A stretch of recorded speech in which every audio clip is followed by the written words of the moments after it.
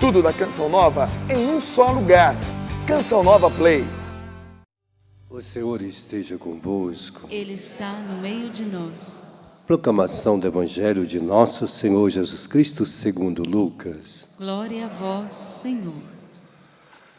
Naquele tempo, os fariseus perguntaram a Jesus sobre o momento em que chegaria o reino de Deus. Jesus respondeu: o reino de Deus não vem ostensivamente. Nem se poderá dizer, está aqui ou está ali, porque o reino de Deus está entre vós. E Jesus disse aos discípulos: dias virão que desejareis ver um só dia o Filho do Homem e não podereis ver. As pessoas vos dirão: ele está aqui, ele está ali.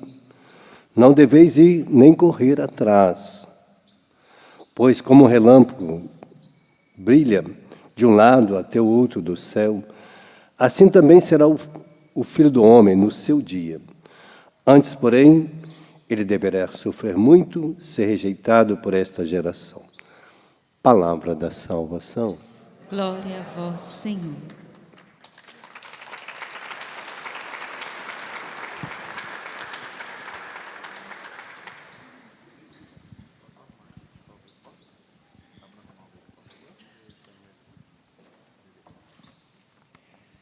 O reino de Deus, ostensivamente, é o próprio Jesus. Ele é a expressão do reino de Deus. Ele é a presença do reino de Deus no meio de nós. Se eu quero conhecer o reino de Deus e quero viver nele, eu tenho que mergulhar minha vida em Jesus. Pronto, à medida que eu vou mergulhando a minha vida em Cristo, eu vou aprendendo a viver o reino de Deus. À medida que eu vou lendo os evangelhos, que eu vou estudando as cartas, lendo a palavra de Deus, eu vou mergulhando a minha vida no reino de Deus. É preciso que eu queira vivê-lo. Não acontece da noite para o dia, porque não é uma coisa mágica. Não é o que acontece imediatamente. É preciso que eu vou conformando a minha vida no reino de Deus. É um aprendizado que às vezes leva anos a fio. Porque existe outra formação que nós recebemos todos os dias. Nós vamos à escola, aprendemos muitas outras matérias da ciência, né? Português, matemática, geografia, química, física, biologia, né? Temos tantas outras matérias aí que nos dá história, né? A gente vai aprendendo tantas coisas. E fora o que a gente aprende também dos outros, né? Na televisão, nos meios de comunicação social, através da revista, livros, nós temos bastante informações que vão formando a nossa vida.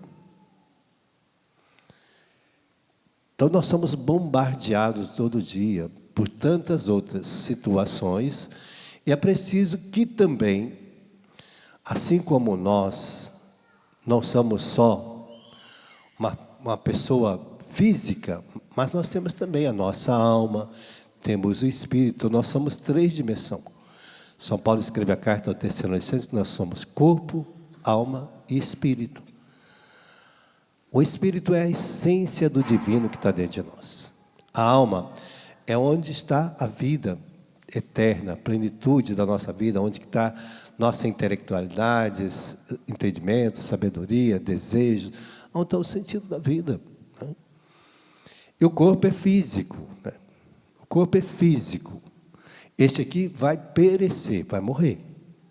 Mais cedo ou mais tarde, ele vai desgastar.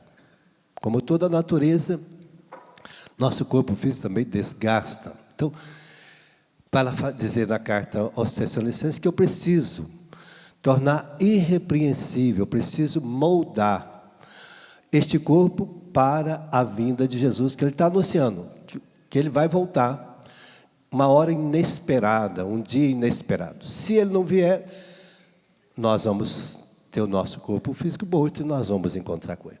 Mas para encontrar com Ele, eu preciso mergulhar minha vida nesta graça da sua redenção, da salvação oferecida por Cristo a toda a humanidade, né?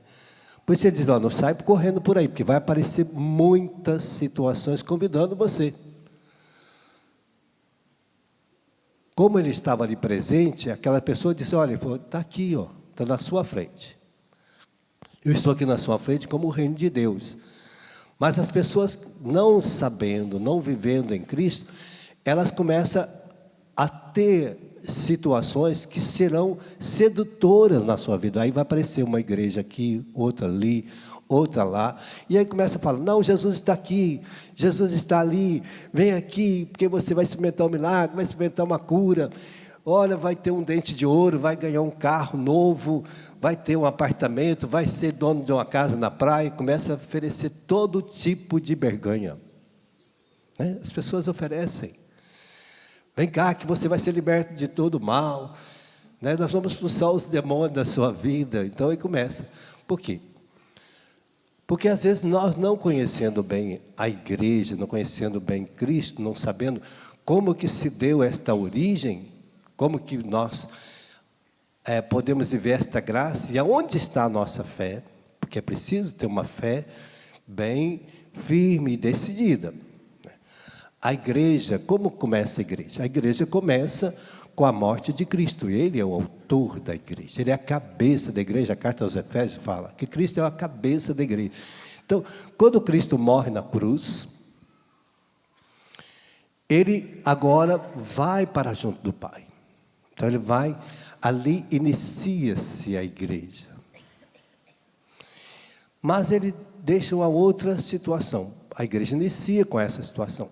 Mas os apóstolos ficaram com medo, amedrontados, ficaram escondidos, porque aí Jesus diz, olha, espera mais uns dias, 50, que eu vou dar o Espírito Paráclito para vocês. O Espírito da verdade para morar no seu coração. Então quem tem o Espírito Santo tem a verdade da revelação de Cristo e da sua igreja.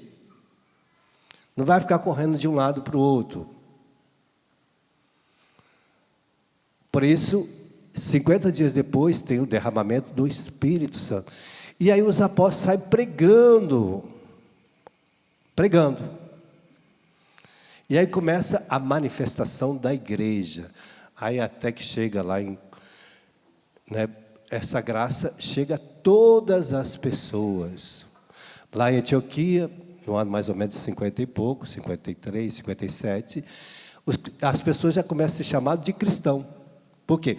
Porque começa a configurar a vida em Jesus. Tem atitudes de Jesus, ações de Jesus. Começa a rezar, começa a viver uma vida nova, libertada do mal. O mal já não tem mais poder, o pecado já não tem mais poder sobre a vida dela. E ela já começa a viver uma vida de graça, de alegria, de paz, de amor, de bondade, né? Começa a cada um viver uma plenitude de uma vida nova. Não mais agora se sente condenado, não sabe mais viver o mal, mas vive agora a graça, a alegria, a vida nova. O vício, as mentiras, as brigas, desaparecem do meio daquele povo. Aquele povo torna um povo santo. Por isso chega ao limite deles ir até a morte por causa disso.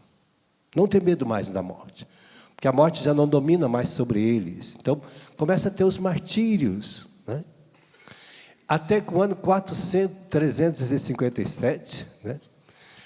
Aí vem Constantino, que declara a igreja como já a igreja do Estado, né? Então, na igreja romana, porque Roma que dominava o mundo. Aí 350 e pouco, 57, Constantino declara como a igreja do Estado agora. A igreja é de todo o povo. Então começa a igreja já ganhar uma forma. E começa, quando os apóstolos já tinham morrido, todos, a igreja ganha esta riqueza. Aí Santa Helena vai lá na Terra Santa, que é a mãe de Constantino, começa a marcar os lugares santos, onde Jesus estava. Então, quando a gente vai na Terra Santa, tem toda a história, todo o local santo. Para quê? Para que as pessoas soubessem que ali Jesus esteve, aonde ele estava, onde ele foi crucificado, aonde ele foi batizado, tem tudo. Então, quando você for na Terra Santa, você vai saber. Vai lá ver os locais onde Jesus estava presente, vivo, para mostrar que é algo rico para nós, né? Então, para nós entendermos, para a gente não ficar correndo de um lado para o outro, quando der um probleminha, tem uma dificuldade, vem uma doença, vem um sofrimento, vem um desemprego, vem um problema, para você não ficar correndo de um lado para o outro, porque essa igreja tem 2000 anos, 2027 anos, para a gente saber, aqui está a igreja de Cristo, Ele é a cabeça dessa igreja, para você não ficar desnorteado, correndo de um lado para o outro, sem saber para onde vai, sem saber por que você está aqui. Não, estou aqui porque aqui é a igreja de Cristo. Ele é o fundante, Ele é o que iniciou. Todas as outras igrejas têm um fundante, tem o nome da pessoa que fundou, que não é Jesus. Então, nós precisamos ter claramente na nossa vida esta graça, cada um de nós, porque vão aparecer muita gente tentando te seduzir para outros lugares, vão te levar, vão te arrastar, porque a igreja de Jesus, ela é firme, decidida, nos ensina a viver, tomar a nossa cruz e segui-lo. Olha, às vezes nós vamos completar em nós as paixões que faltam em Cristo. Você pode sofrer de duas formas, como sofrimento e como reparação pelas nossas fraquezas e miséria. Toda a igreja de Cristo, nós assumimos a identidade de Cristo, nós tornamos uma pessoa, como a primeira leitura de hoje, São Paulo vai mostrar como que uma pessoa que era antes Onésimo, era um fugitivo, que fugiu do seu patrão, e tornou uma pessoa que vagava pelo mundo, até cair na cadeia. Então, para dizer que, mesmo na cadeia, a pessoa tem a oportunidade de se converter em Jesus Cristo. Todos nós temos a oportunidade. Mesmo aquele que está preso, mesmo aquele que está no hospital, em qualquer lugar a gente pode se converter. E ele vai falar, olha, aqui está Onésimo, que antes era fugitivo, preso, que causou dano, que causou sofrimento a você, Filemão. Hoje ele tornou meu amigo, tornou um homem novo. Quem está em Cristo, quem começa a viver em Cristo, torna uma pessoa nova.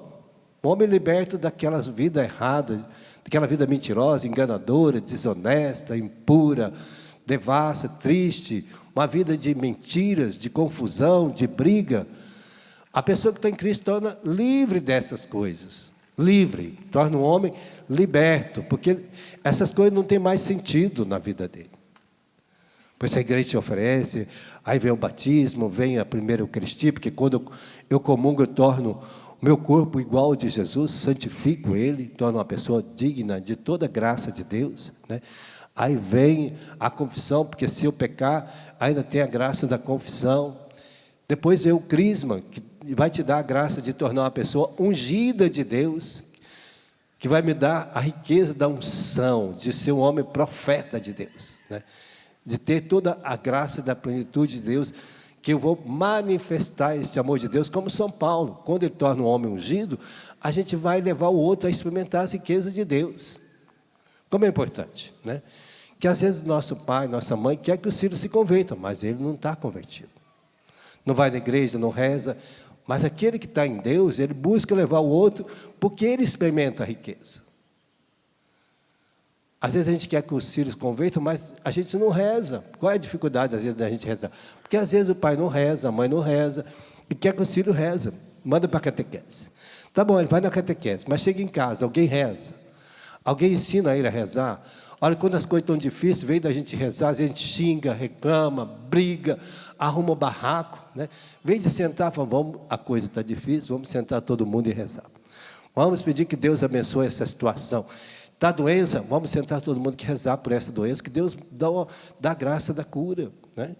Quando está difícil financeiramente, vem da gente sentar e rezar, a gente começa a brigar um com o outro, porque você está gastando muito, porque você está fazendo tudo errado, porque você tem uma vida desregulada, e a gente começa a brigar, em vez de sentar, olha, o negócio está difícil, tá, a vida financeira, vamos sentar para rezar para essa vida financeira. Está desempregado, aí sai correndo atrás de todas as coisas para resolver o problema. Está com algum problema, às vezes afetivo em casa, vem de sentar, reconciliar, pedir perdão, olha, eu errei, você errou, vamos reconciliar, vamos acabar, porque o demônio aproveita de tudo isso, onde tem briga, onde tem confusão, onde tem mentira, tem agressão, tem violência, o demônio vai deitar e rolar. Porque o reino de Deus, ele traz paz, alegria, bondade, amor, respeito. Então eu tenho que saber qual o reino que eu estou vivendo. Se eu não viver no reino de Deus, vai ter confusão. Mas tem saída quando nós colocamos Deus na nossa casa e colocamos uma vida de oração, uma vida de comunhão. Por isso a gente vai na igreja comungar para tornar a nossa vida plena. Nós viemos aqui para quê? Morrer para a vida velha e nascer para uma vida nova. Cada vez que você vai à missa é para isso, para ser um homem novo, uma mulher nova. Aprender, como São Paulo ensina hoje. Antes eu era como Onésimo, fugitivo, desonesto, mentiroso, enganador. Fiz todo o mal à minha volta, digno de ódio, de raiva. Agora eu sou um homem novo. E aquele homem era tão difícil, hoje é um homem de Deus. Aquela mulher é tão difícil, agora é uma mulher de Deus. Aquele filho é tão rebelde, hoje é um homem de Deus, uma família de Deus que criou. Então essa é a graça em Deus, que Deus hoje quer revelar a nós. Para você não ficar correndo de um lado para o outro, sabendo que você está na igreja que tem 2027 anos. 2028, né? 2018. Então põe a mão no seu coração, vamos pedir essa graça hoje para nós, para que você, a hora que vê falar do reino de Deus, você fala, eu tenho que começar a viver o reino de Deus em mim. Vamos pedir o Espírito Santo, fecha teus olhos por um instantezinho, pedindo a esse Espírito Santo hoje, que encha teu coração de toda graça, que ele transfigure tudo aquilo que não é de Deus, em coisas divinas, de graça, de vida nova, de um homem que agora veio para buscar a riqueza de Deus, para buscar o reino de Deus, para experimentar já viver o reino de Deus hoje, para que amanhã nós chegamos no reino de Deus no céu.